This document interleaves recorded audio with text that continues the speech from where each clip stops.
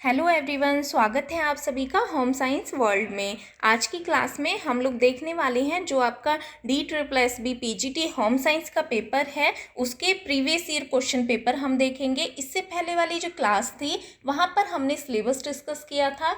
जो आपका PGT home science का सिलेबस है, जो DSSB का जो आपका सिलेबस है, तो वहाँ पर हमने बात की थी एग्ज़ाम पैटर्न को लेकर, किस तरीके का आपका एग्ज़ाम होता है। 2 पार्ट में डिवाइड है, जिसमें फर्स्ट में आपका जीएस, मैथ, रीजनिंग ये सभी आ जाते हैं और सेकंड में आपका अपना खुद का सब्जेक्ट आता है, तो वहाँ पर आपका होम साइंस आता है। ठीक है, तो 2 पार्ट की हमने बात की थी। देखिए, जब भी हम किसी एग्जाम के लिए तैयारी करते हैं सबसे पहले हमें उसका सिलेबस पता होना चाहिए। ठीक है, सिलेबस आपके पास नहीं होगा तो आपकी जो प्रिपरेशन है वो सही डायरेक्शन में नहीं होगी। सिलेबस के बाद देन हमें पता होना चाहिए कि किस टाइप के आपके क्वेश्चन पूछे जाते हैं, तो वही आज हम लोग बात करने वाले हैं कि किस टाइप के आपके क्वेश्चन पहले आ चुके हैं DSSB PGT में। तो देखते हैं।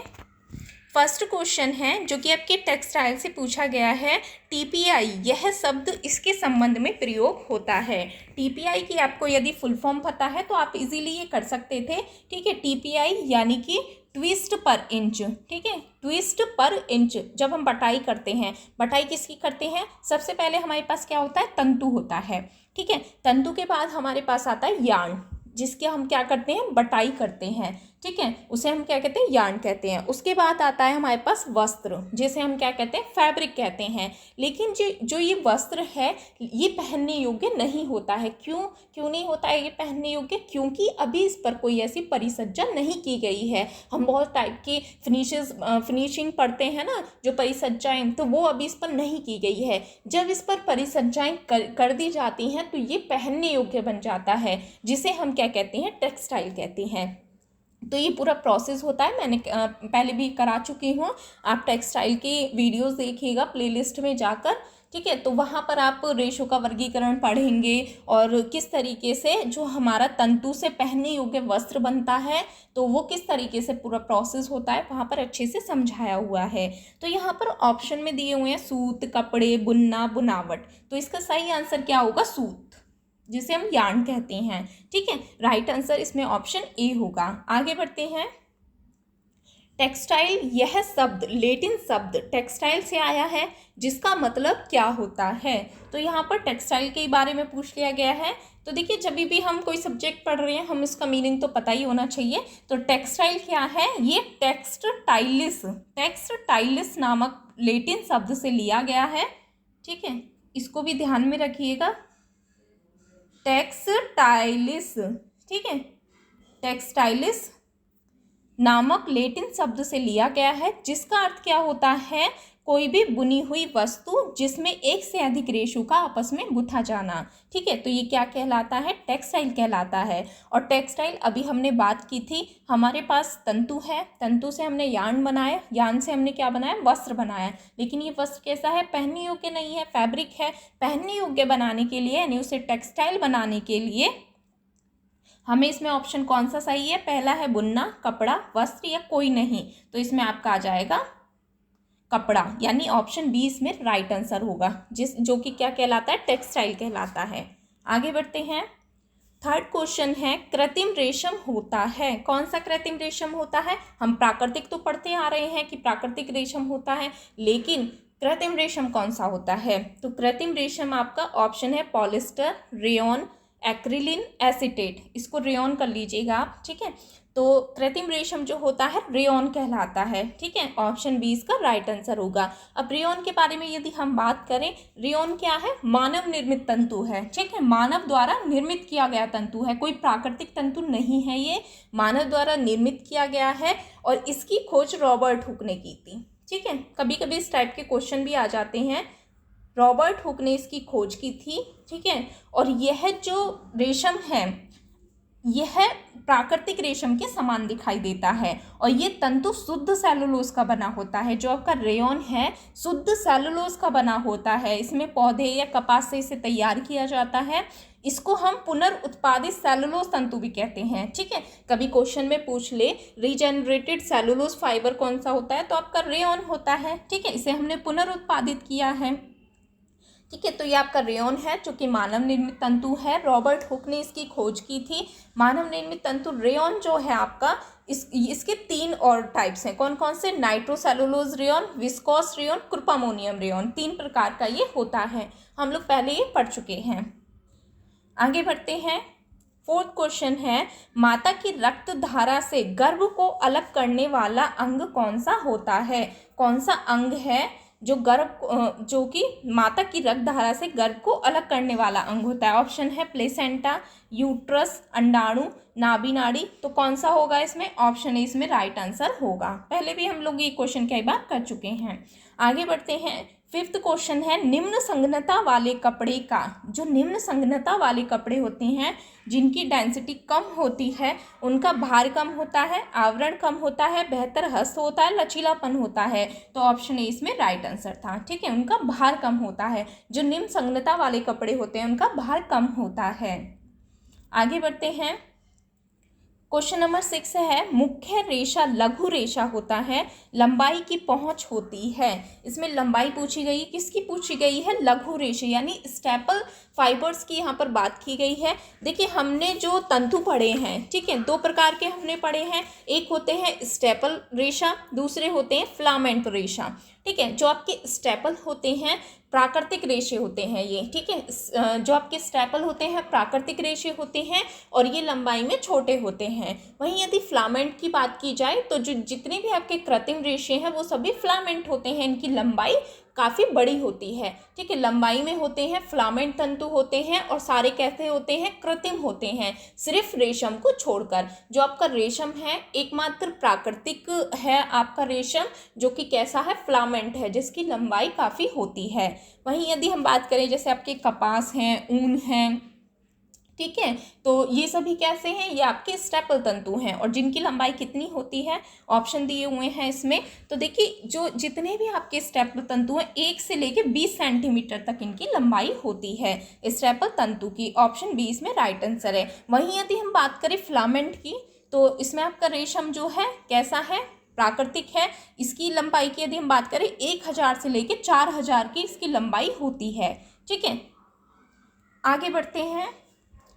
क्वेश्चन नंबर 7 है, जिन प्रगेट के अनुसार संज्ञानात्मक विकास के निम्न चरण हैं। तो यहाँ पर आपके संज्ञानात्मक विकास पूछ लिए गए हैं। पहला क्वेश्चन यही पूछ लिया जाता है, संज्ञानात्मक विकास सिद्धांत किसने दिए हैं? तो जिन प्रगेट ने दिए हैं। और इन्होंने कौन कौन से बताए हैं जो कि आपके संज्ञानात्मक विकास की अवस्थाएं हैं? देखिए, इन्होंने जो क्रमिक विकासात्मक अवस्थाएं बताई हैं, सीक्वेंशियल डेवलपमेंट स्टेजेस जो बताई हैं इन्होंने, तो इन्होंने कहा है कि जैसे जैसे बालक की आयु बढ़ती है वैसे वैसे ही उसके मस्तिष्क का विकास होता है। इसमें इन्होंने 4 अवस्थाएं बताई हैं। वो 4 अवस्थाएं कौन कौन सी हैं?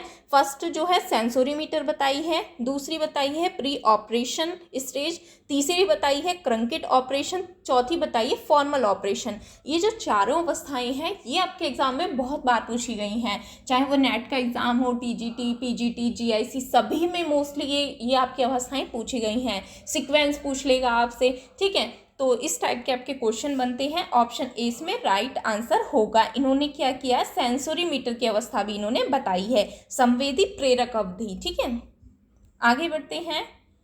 8th क्वेश्चन है, एसपीआई का मतलब होता है। एसपीआई का मतलब क्या होता है यहाँ पर पूछा गया है। तो देखिए, एसपीआई यानी कि स्टिच पर इंच। ठीक है, स्टिच पर इंच इसकी फुल फॉर्म होती है। ऑप्शन सी इसका राइट आंसर होगा। ठीक है, स्टिच पर इंच यानी टाँकों की संख्या। जब भी हम कपड़ों पर टाँके देते हैं स्टिच पर इंच, ठीक है, तो वो यहाँ पर बात की गई है। इसकी फुल फॉर्म यहाँ पर पूछी गई थी। ऑप्शन सी इसका राइट आंसर है। देखिए, जितनी भी टेक्सटाइल की टर्मिनोलॉजी हैं वो मैंने पहले कराई हुई हैं, लेकिन उसमें और भी कुछ चीज़ें रह गई थी जो मुझे करानी है। जैसे कि फैशन से संबंधित आपका पूछ लिया जाता है। ठीक है, कॉलर जो है वो पूछ लिए जाते हैं आपके, कॉलर भी मैंने कराए हुए हैं आपके। ठीक है, आस्तीन पूछी जाती हैं। इस टाइप के क्वेश्चन बहुत बनते हैं, लेकिन टर्मिनोलॉजी जो है वो मैंने कराई हुई है, उसमें कुछ रह गए हैं काफ़ी हद तक, तो वो मुझे अभी कराने हैं। ठीक है, आगे बढ़ते हैं। फैशन को प्रभावित करने वाले घटकों में आता है। फैशन के प्रभावित करने वाले जो घटक हैं, ऐसे तो बहुत सारे घटक हैं जो फैशन को प्रभावित करते हैं। इसमें लिखा है मुद्रास्फीति और मंदी, जनसंख्या, आय या ऊपर के सभी।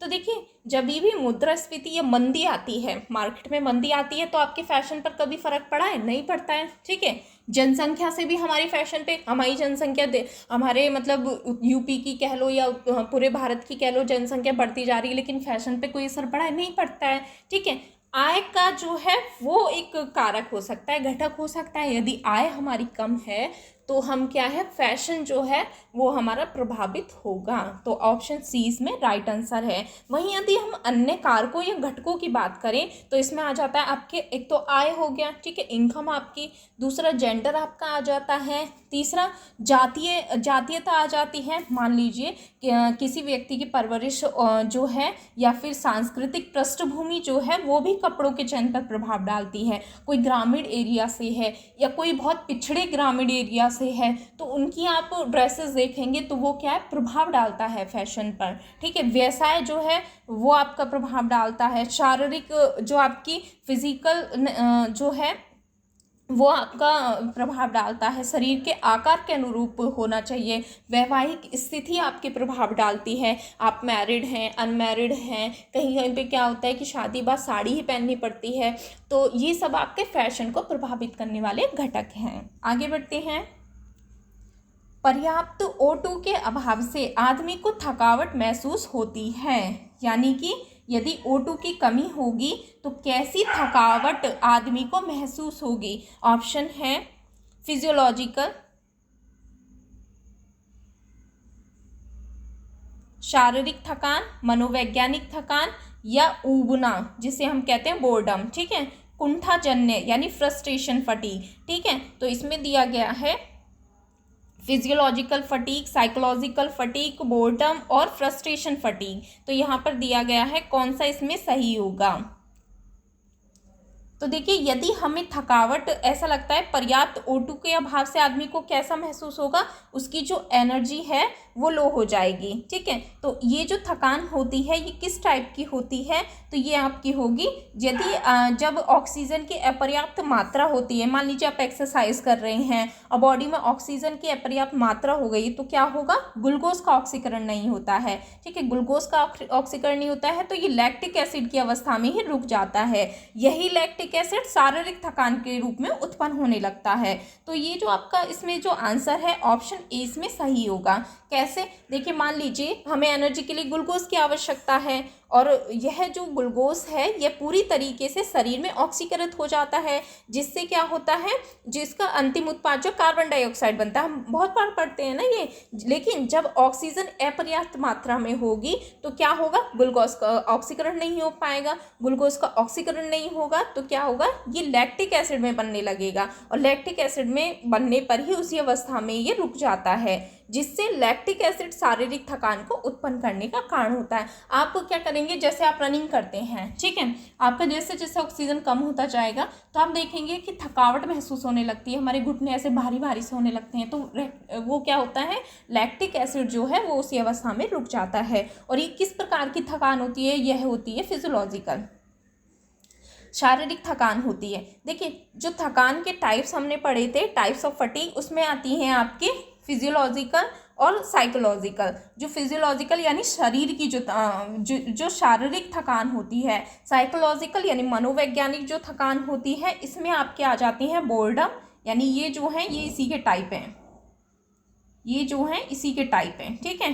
फ्रस्ट्रेशन और बोर्डम यानी ऊबना, ठीक है, जिसे हम कहते हैं। ये जो आपका टॉपिक है ये वर्क सिंप्लीफिकेशन वाला आपका टॉपिक है। यहाँ पर आगे पढ़ते हैं हम 11th क्वेश्चन। परिवर्तन के 3 वर्ग किसने प्रस्तुत किए हैं? परिवर्तन के 3 वर्ग किसने बताए हैं? ऑप्शन है मंडेल ने, ग्रास ने, क्रेडल ने। इसको सही कर लीजिएगा, क्रेडल ने, ग्रास और क्रेडल ने किसने बताए हैं परिवर्तन के 3 वर्ग जो बताए हैं? तो ये बताए हैं ग्रास एवं क्रेडल ने। ऑप्शन डी इसका राइट आंसर होगा। यदि हम 5 सिद्धांतों की यहाँ पर 3 वर्ग की बात पूछी गई है, वहीं यदि 5 की बात पूछ लेता कि 5 वर्ग किसने बताए हैं परिवर्तन के, तो यहाँ पर जो राइट आंसर होता वो होता मंडेल। ठीक है, कौन कौन से इन्होंने बताए हैं, जो हम 5 सिद्धांत पढ़ते हैं, ठीक है, जो मंडेल के 5 सिद्धांत पढ़ते हैं उन्हीं को यहाँ पर 3 वर्गों में विभाजित कर दिया गया है। कौन कौन से होते हैं? पहला होता है हाथ और शरीर की गति में परिवर्तन, ठीक है। हाथ और शरीर की गति में हम कैसे परिवर्तन कर सकते हैं? मान लीजिए हम पोंछा लगा रहे हैं, अब पोंछा हम सीधा सीधा ना लगाकर लयपूर्ण जो हमारी गति होती है उसमें हम कर सकते हैं, ठीक है। तो हम अपने कार्य को इस तरीके से हमें सिंपल बनाना है कि हमें थकान भी ना हो और हमारा कार्य भी आसानी से हो जाए। वर्क सिंप्लीफिकेशन का ये आपका टॉपिक है। तो फर्स्ट कौन सा है? हाथ और शरीर की गति में परिवर्तन। दूसरा कौन सा है? कार्य वस्तु एवं संग्रहण स्थान में परिवर्तन।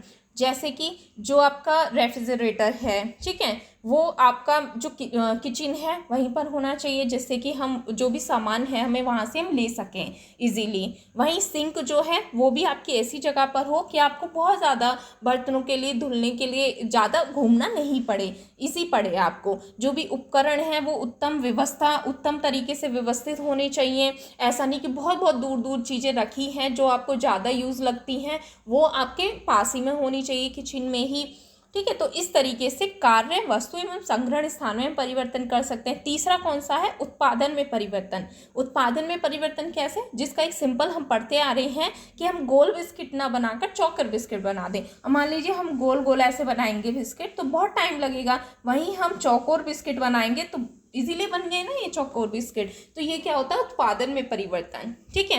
वहीं मंडेल की यदि हम बात करें तो उन्होंने 5 परिवर्तन बताए थे। उनके 5 परिवर्तन कौन कौन से हैं? एक तो उन्होंने बताया था शरीर की गति तथा स्थिति में परिवर्तन, ठीक है। कौन सा है? शरीर की गति तथा स्थिति में परिवर्तन। दूसरा है वस्तुओं तथा कार्य व्यवस्था में परिवर्तन, ठीक है। थर्ड है उत्पादन क्रम में परिवर्तन। फोर्थ है अंतिम उत्पाद में परिवर्तन। फिफ्थ है कच्चे माल में परिवर्तन। तो ये हम पहले भी पढ़ चुके हैं, ठीक है। यहाँ पर लिख नहीं पाऊंगी मैं, क्योंकि मैं फ़ोन से ही वीडियोस बनाती हूँ तो स्पेस इतना होता नहीं है कि मैं अच्छे से यहाँ पर लिख पाऊँ। आगे चलते हैं। नेक्स्ट क्वेश्चन है, अनावश्यक गति को टालने के लिए नियत कार्य के संचलन के बहाव का चरण से चरण का विवरण होता है। तो ये आपका वर्क सिंप्लीफिकेशन का ही क्वेश्चन है, जिसमें हम कई प्रकार के चार्ट पढ़ते हैं। वर्क सिंप्लीफिकेशन टेक्निक्स हम पढ़ते हैं। वर्क सिंप्लीफिकेशन टेक्निक्स में आपके आ जाते हैं फॉर्मल टेक्निक्स हैं, पेन पेंसिल टेक्निक है। जो आपके फॉर्मल टेक्निक है उसमें आ जाते हैं आपके माइक्रो मोशन फिल्म हम पढ़ते हैं, साइकिल ग्राफ मेथड हम पढ़ते हैं, मेमो मोशन स्टडी हो गया, स्टॉप वॉच टेक्निक हो गया। वहीं यदि हम बात करें पेन पेंसिल की, ऑपरेशन चार्ट हम पढ़ते हैं, प्रोसेस चार्ट वहाँ पर हम पढ़ते हैं, पाथवे चार्ट है, मल्टीमेन चार्ट है, तो वहाँ पर हम ये सब पढ़ते हैं। अब यहाँ पर जो क्वेश्चन है वो पूछा गया है कि अनावश्यक गति को टालने के लिए, यानी जिस गति की हमको आवश्यकता नहीं है उसको टालने के लिए हम किस तरीके से अपने कार्य को सुगम बना सकते हैं। ऑप्शन है क्रिया चार्ट, पथ चार्ट, प्रक्रिया चार्ट या फिर समय चक्र चार्ट। तो जो इसमें राइट आंसर होगा वो आपका प्रोसेस चार्ट यानी प्रक्रिया चार्ट होगा। ये आपका किसका टाइप है? पेन पेंसिल टेक्निक का। क्वेश्चन इस तरीके से भी पूछे जाते हैं कि प्रक्रिया चार्ट जो है किस में आता है? आपका पेन पेंसिल टेक्निक में। यदि आपसे पूछ लेता स्टॉप वॉच टेक्निक तो ये क्या है? फॉर्मल टेक्निक में आता है आपका। तो इस टाइप से भी आपके क्वेश्चन पूछे जाते हैं। यदि आपको इनको डिटेल में पढ़ना है तो मैंने वर्क सिंप्लीफिकेशन का भी वीडियो डाला हुआ है, प्लेलिस्ट में जाएंगे, होम मैनेजमेंट में आपको ये सब मिल जाएगा। आगे बढ़ते हैं। नेक्स्ट क्वेश्चन है फाइनोडर्मा का कारण है। फाइनोडर्मा हम पहले भी पढ़ चुके हैं। ऑप्शन है इसमें आवश्यक वसामीय अम्लों का अभाव, विटामिन ए का अभाव, लोहे का अभाव, अमीनो एसिड का अभाव। तो आयरन, ठीक है, आयरन की बात हो रही है यहाँ पे, वो वाला लोहा नहीं है ये, ठीक है। तो ऑप्शन इसमें जो है आपका फाइनोडर्मा। फाइनोडर्मा में क्या होता है? जो हमारी स्किन है सूखी सूखी हो जाती है, ठीक है। तो ये किस वजह से होती है? जब वसीय अम्लों का अभाव होता है, फैट की कमी से होती है, ठीक है। फाइनोडर्मा किसकी कमी से होता है? फैट की कमी से होता है। नेक्स्ट है डैश, यह व्यक्तित्व विकास का तीसरा भाग है। तो हम लोग ये पढ़ते भी आ रहे हैं काफ़ी। ये आपका जो क्वेश्चन है ये आपका जाएगा चाइल्ड डेवलपमेंट में, ठीक है। चाइल्ड डेवलपमेंट में हम पढ़ते हैं फ्रायड के मनोविश्लेषणात्मक सिद्धांत, ठीक है। फ्रायड के मनोविश्लेषणात्मक सिद्धांत हम पढ़ते हैं, जिसमें फ्रायड ने 3 स्थितियां बताई हैं। 3 स्थितियां कौन सी हैं भाई? 3 स्थितियां पहले इसको सॉल्व कर ले रहे हैं हम। तो ये सिद्धांत जो है किसका है? ये फ्रायड का है, ठीक है, मनोविश्लेषणात्मक सिद्धांत, ठीक है। तो इन्होंने बताया है, ऑप्शन है इसमें इड, अहम, परहम, ठीक है, विश्वास, ठीक है, इड, अहम, परम अह या फिर विश्वास। तो कौन सा तीसरा है इसमें? तो तीसरा जो आपका परम अहम आ जाता है, परम अहम आपका तीसरा इसमें है भाग। फर्स्ट जो है इड की यदि हम बात करें, ये फर्स्ट है स्थिति, ठीक है, फर्स्ट स्थिति है व्यक्तिगत संरचना की। इड में क्या होता है? यह इच्छाओं की जननी कहलाती है, ठीक है, क्या कहलाती है? इच्छाओं की जननी कहलाती है। इसमें क्या रहता है? उचित अनुचित का ज्ञान नहीं रहता बच्चे को, क्योंकि ये आनंद सिद्धांत को मानता है। जिसमें बच्चे को आनंद आ रहा है वो कर रहा है, उसे उचित अनुचित का ज्ञान नहीं है, ये क्या कहलाता है? इड कहलाता है। और यह क्या है? इच्छाओं की जननी है। दूसरा आता है इसमें अहम, ठीक है, अह जो है ये वास्तविक सिद्धांत से कहा जाता है। अहम जो है ये वास्तविक सिद्धांत कहा जाता है और यह हमारे व्यवहार पर नियंत्रण करता है, हमारी इच्छाओं और वास्तविकताओं के मध्य संतुलन बनाए रखने का कार्य करता है। वहीं यदि हम परम अह की बात करें तो इसका विकास जो है सबसे मंद होता है, ये आदर्शवादी होता है, नैतिकता का सिद्धांत इसे हम कहते हैं। इसी के आधार पर व्यक्ति के अंदर जो पश्चाताप की भावना आती है वो इसी के कारण आती है, परम अह के कारण। तो ये तीसरा हो गया। ये तीनों ही क्या हैं? तीनों ही जो फ्रायड के मनोविश्लेषणात्मक सिद्धांत दिए गए हैं उन्हीं के अंतर्गत व्यक्तिगत संरचना की दृष्टि से 3 स्थितियां बताई थी। तो वो तीनों स्थितियां हैं ये। आगे बढ़ते हैं। ORS में ग्लूकोज किसके लिए मिलाया जाता है? ऑप्शन है सोडियम के अवशोषण के लिए, ऊर्जा के स्रोत के लिए, स्वाद के लिए, किसी के लिए नहीं। तो हम बहुत पहले से सुनते आ रहे हैं कि बहुत लो फील हो रहा है, डिहाइड्रेशन हो गया है, तो हमें एनर्जी की ज़रूरत है, तो हम क्या करते हैं? ORS पी लेते हैं। ऑप्शन बी इसका सही है। अब इसकी ORS की फुल फॉर्म आप कमेंट सेक्शन में लिख के भेजिएगा क्या इसकी फुल फॉर्म है, क्योंकि फुल फॉर्म भी आपसे पूछ ली जाती है। बहुत इजी क्वेश्चन भी आपसे पूछ लिए जाते हैं और कभी कभी क्या होता है कि वो जो इजी क्वेश्चन है वही हम, जो बेसिक है हमारा, वही हम सही नहीं कर पाते हैं। तो इस टाइप के क्वेश्चन भी आपके बन जाते हैं। आगे बढ़ते हैं।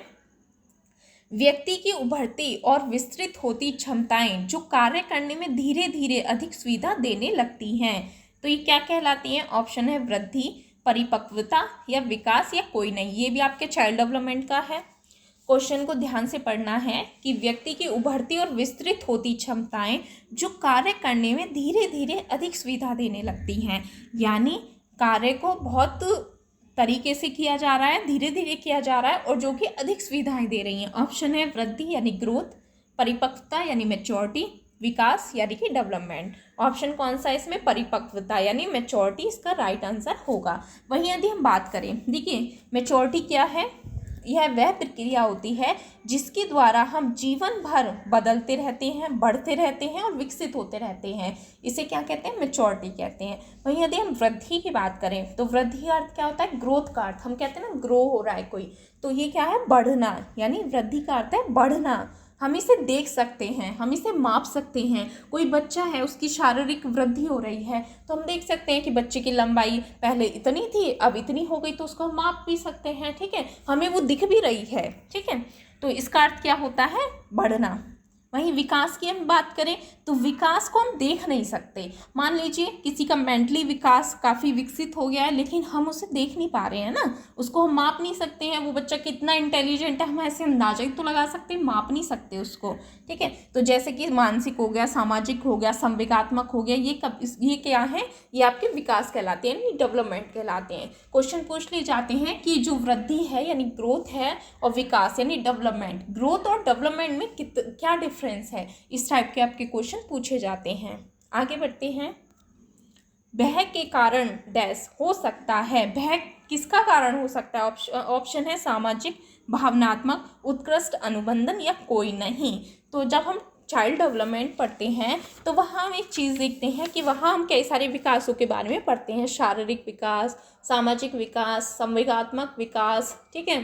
तो कई टाइप के हम वहाँ पर विकास देखते हैं, डेवलपमेंट। तो जो भय है ये किसका कारण है? ये है आपका भावनात्मक। ठीक है। भय क्या है? भावनात्मक है आपका, ठीक है। संवेग है, ये संवेगात्मक है। तो जो भय संवेग है, एक तो क्वेश्चन ये भी बनता है यहाँ से कि जो भय संवेग है, संवेगात्मक विकास बच्चे का हम देखते हैं, संवेग है ये जो डरना होता है, तो बच्चा डरना जो है 3 माह के बाद देखा जाता है, ठीक है। 3 माह के बाद अचानक से देखेगा कि जैसे माता है अपने बच्चे को छोड़ देती, वो अचानक से डर जाता है, ठीक है, या अचानक से तीव्र आवाज़ निकालने लगता है, तो 3 माह के बाद ये देखा जाता है। उससे पहले बच्चे को नहीं पता होता है इतना कुछ। जन्म के समय शिशु जो होता है उसमें खामोशी देखी जाती है, खामोशी की अवस्था होती है वो, ठीक है। वो संवेगों का जो है उसमें कोई विशेष स्वरूप प्रकट नहीं होता है उस टाइम पे जब बच्चा पैदा होता है। तो डर, क्रोध, ये सब हम नहीं देख सकते। ये क्या है? संवेग है। कैसे है? भावनात्मक है। तो आपने भी देखा होगा बच्चा क्रोध और आपका प्रसन्नता हो गया, क्रोध हो गया, भय हो गया, आपको दिखने के लिए नहीं मिलेगा, लेकिन जैसे जैसे बच्चा बड़ा होता जाएगा वो डरना भी दिखने लगेगा और प्रसन्नता भी देखने को मिलेगी, क्रोध भी करने लगेगा। तो इस टाइप के ये देखे जाते हैं। आगे बढ़ते हैं। 18वां क्वेश्चन है प्रबंध यानी मैनेजमेंट, विज्ञान और कला दोनों है। तो यहाँ पर पूछा गया है जो मैनेजमेंट है वो विज्ञान और कला दोनों है। देखिए क्वेश्चन किस टाइप के बने हैं। हम देखते हैं कि हमारे जो होम साइंस है 5 भागों में डिवाइड है। आपका आ जाता है फूड साइंस, आ जाता है होम मैनेजमेंट है, टेक्सटाइल है, ठीक है। तो ये सभी आपके आ जाते हैं 5। अब देखिए पहला क्वेश्चन हमने सेकंड क्वेश्चन था जो टेक्सटाइल था, ठीक है, टेक्सटाइल का वहाँ पर बात की गई है। ये आपका मैनेजमेंट से है। मैनेजमेंट क्या है? विज्ञान और कला दोनों है। देखिए आपको ना सब्जेक्ट जैसे हम पढ़ रहे हैं होम मैनेजमेंट क्या है यही आपको पता होना चाहिए। ऐसे ही क्वेश्चन आपके बन जाते हैं। टेक्सटाइल क्या है ये आपको पता होना चाहिए। फूड साइंस क्या है ये आपको पता होना चाहिए। डेफिनेशंस आपको पता होनी चाहिए। बहुत सारे क्वेश्चन तो आपके इस टाइप के ही बन जाते हैं। अब यहाँ पर पूछा गया मैनेजमेंट विज्ञान और कला दोनों हैं। ऑप्शन है केवल विज्ञान है या केवल कला है, या आप इस बात से असहमत हैं या फिर इस बात से आप सहमत हैं। तो देखिए जो विज्ञान है ये क्या है, जो प्रबंध मैनेजमेंट है ये आपका विज्ञान और कला दोनों है। कैसे है? यदि हम मैनेजमेंट की बात करें, मैनेजमेंट क्या है कि जब भी हमें किसी उद्देश्य की प्राप्ति करनी होती है तो हम संगठित करते हैं, वही आपका मैनेजमेंट कहलाता है। आप कहीं भी जाएंगे, आप होटल में जाएंगे, आप हॉस्पिटल में जाएंगे, वहाँ पर आपको एक मैनेजर मिलेगा जो क्या कर रहा है, जो आप अपने लक्ष्यों की प्राप्ति के लिए संगठित कर रहा है सभी को, ठीक है, ऑर्गेनाइज कर रहा है, तो वो क्या है? मैनेजमेंट कहलाता है। अब यहाँ पर बात हो रही क्या ये विज्ञान है? हाँ विज्ञान है। कैसे है? क्योंकि यह क्रमबद्ध ज्ञान होना इसमें जरूरी है जिसके द्वारा हम नियम एवं सिद्धांत से कार्य कर सकते हैं। यानी हमारे पास क्रमबद्ध ज्ञान होना चाहिए जिससे हम क्या कर सकते हैं? अपने कार्य को नियम और सिद्धांतों से कर सकते हैं, ठीक है। कला कैसे है? कला यानी कि आप में ज्ञान होना चाहिए, बुद्धि होनी चाहिए, कौशल होना चाहिए, जिससे आप क्या करेंगे? कला जो है व्यवहारिक होती है, रचनात्मकता पर आधारित होती है। आपके अंदर ऐसी कला होनी चाहिए, आपके अंदर कौशल होना चाहिए, आपके अंदर बुद्धि होनी चाहिए, आपके अंदर क्रिएटिविटी होनी चाहिए, ठीक है। तो ये क्या है? कला और विज्ञान दोनों है। आगे बढ़ते हैं हम। क्वेश्चन है भ्रूण के संपूर्ण शरीर को आच्छादित करने वाले रोमिल बालों को कहते हैं। जो छोटे बच्चे होते हैं, भ्रूण जो होता है उसके रोमिल बालों को क्या कहा जाता है? टेराटोजन, एमनियोन, वर्निक्स कैसोसा या लेनुगो, ठीक है। तो क्या कहा जाता है? ऑप्शन डी इसका राइट आंसर है, लेनुगो। आगे बढ़ते हैं। प्रांग वर्ण चक्र में जो 3 वर्ण आपस में एक समान दूरी पर हैं उन्हें कहते हैं, क्या कहते हैं? तो प्रांग ने कलर व्हील बताया है जिसमें उन्होंने यहाँ पर पूछा है 3 रंगीय योजना। 3 रंगीय योजना पूछी, 3 वर्ण लिखा है ना, बहुत क्वेश्चन आसान था। त्रिक, ठीक है, ट्रायड होते हैं, किस टाइप से होते हैं यहाँ पर हम समझते हैं। तो व्हील जो है आपका कलर व्हील वो मैंने काफ़ी अच्छे से पढ़ाया हुआ है, वहाँ पर आप पढ़िएगा कि प्रांग ने 3 बताए हैं, ठीक है। कलर उनको किसी तरीके से डिवाइड किया गया है। कलर व्हील में कौन कौन से आपके प्राइमरी होते हैं, सेकेंडरी होते हैं, कॉम्प्लीमेंट्री कलर कौन से होते हैं, वहाँ पर सभी आपको देखने के लिए मिलेगा। तो यहाँ पर ट्राइड की बात हो रही थी, त्रिक की बात हो रही थी, 3 वर्ण। क्वेश्चन क्या था आपका? जो 3 वर्ण आपस में एक समान दूरी पर हैं, एक समान दूरी पर हैं, ठीक है। यहाँ पर आप देखेंगे 3 हैं ये, ठीक है, और कैसे हैं? एक समान दूरी पर हैं। ठीक है। तो ये किधर भी घूम सकता है, ऐसा नहीं है कि ये 3 ही कलर होते हैं। तो 3 कलर यहाँ पर बताए गए हैं जो कि एक समान दूरी पर हैं। 3 वर्णों की यहाँ पर बात हो गई है, ये आपके ट्राइड हैं। ठीक है, तो इस तरीके से ये हमने 20 क्वेश्चन करे हैं जो आपके प्रीवियस ईयर क्वेश्चन पेपर से मैंने लिए हैं, आपके पहले पूछे जा चुके हैं। DSSB में आपको पता चलेगा कि PGT होम साइंस में किस टाइप के आपके क्वेश्चन पूछे जाते हैं। वहीं यदि किसी को कहीं भी कोई डाउट लगता है आप कमेंट सेक्शन में लिख दीजिएगा। किसी को किसी टॉपिक में कोई दिक्कत हो रही है आप लिखिएगा, वो वीडियो हम फिर नेक्स्ट टाइम ले आएंगे। कोई भी आपको लग रहा है, रही बुक्स की बात, किसी ने बुक का मेरे से पूछा था, तो देखिए बुक्स जो हैं, जो आपकी 5 बुक हैं, बुक की भी मैंने क्लास दी हुई है। बुक्स आप वहाँ से देखिएगा कौन कौन से राइटर्स की कौन कौन सी बुक्स है। और यदि प्रीवियस ईयर क्वेश्चन पेपर आपको चाहिए तो यूथ कंपटीशन की बुक आ रही है, काफ़ी अच्छी है। प्रीवियस ईयर क्वेश्चन पेपर आप देखिएगा, होम साइंस की ले लीजिएगा, वहाँ पर आपको सभी एग्ज़ाम जितने भी आपके होते हैं, JIC का, LT ग्रेड का, TGT, PGT और आपका UGC नेट, सभी क्वेश्चन वहाँ पर आपको देखने के लिए मिलेंगे। तो ज़्यादा से ज़्यादा क्वेश्चन सॉल्व कीजिए। कहीं किसी टॉपिक में आपको ऐसा लग रहा है कि हमें ये समझ नहीं आ रहा है या कोई टॉपिक मेरी वीडियोस में है नहीं, तो आप प्लीज़ कमेंट सेक्शन में बताइएगा, तो हम नेक्स्ट वीडियोस की लाएंगे। बाकी फूड साइंस हो गया और फिजियोलॉजी हो गया, टेक्सटाइल है, होम मैनेजमेंट है, चाइल्ड डेवलपमेंट है, मोस्टली मैंने वीडियोस बनाई हुई हैं, तो आप वहाँ से देख लीजिएगा। किसी को कोई भी क्वेरी हो आप कमेंट सेक्शन में लिख दीजिएगा। Thank you everyone.